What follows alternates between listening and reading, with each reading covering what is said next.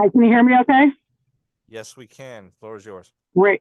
I'm in my car, but I'm not moving. So I just wanted to say that I adopt and endorse the things a lot of my predecessors have said, Senator Thwang and Senator Fazio, their discussion of 8-30G. I'm here basically to support the study committee, the study bill HB 5333, oppose HB 5335 and SB 6. But in general, I have a couple of general themes that really go through any of the housing bills, which I just want to point out. Just so you know, I'm a zoning commissioner in Fairfield. I speak on my own behalf. I'm also a lawyer. I've represented environmental interests at the local grassroots level for about the last 24 years at public hearings, wetland zoning, DEP, et cetera, and in court as well. I've been studying 8-30G. I read Terry Tondro's law review article about the inception. He was on the Blue Ribbon Commission of 8-30G, and I recommend everyone read that article. It gives a very good overview of why it was drafted the way it was.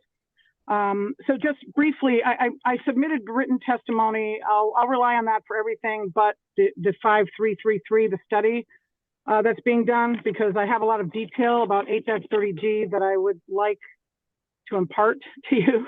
So I've been working with it both as a private litigant and then on the zoning commission.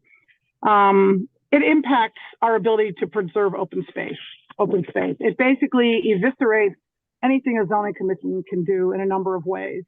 First, it prevents us from using our own zoning regulations. Towns have the ability to preserve natural resources, historic areas, historic resources, whether they're in the historic district or not. Open space that's not wetland, that's not protected as class 1 or class 2 water company land. Those are protected by zoning rules. I don't know of any other rule that really protects them. So when you have a law that does not let the zoning commission act as it normally does, it puts all of that in jeopardy. Aside from us not being able to follow our own regulations, it also shifts the burden of proof when it goes up on appeal. So if we decide to deny an 8-30G on appeal, I haven't found one. If somebody knows of one, if some lawyer knows of one, let me know.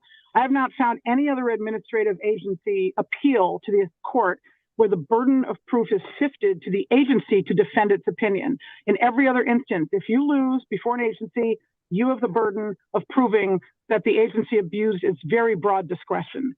So first, the discretion is narrowed to ignore our zoning regulations. Also, we must have positive evidence in the record of some sort of harm.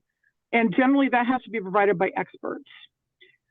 And then even if we have the harm in the record, it has to supersede the need for affordable housing.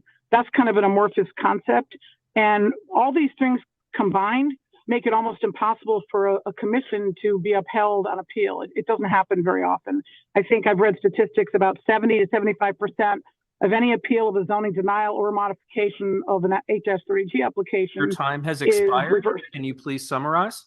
Okay, so that's the biggest issue I have, and that affects our ability to preserve open space, farmland, water company land, coastal areas that are subject to losing tidal estuaries.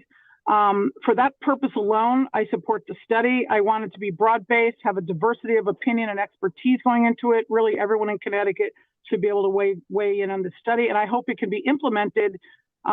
Changes can be implemented very shortly after the study is done. I'm available for any questions. Thank you, Ms. Braun. You know, you just said you wish that everybody could weigh in on the study. I don't think that's going to happen, but maybe there'll be an open comment period. You know, that'd be great. Might be helpful. So thank you. Thank you. Yep. Next is Sylvia Navarrete.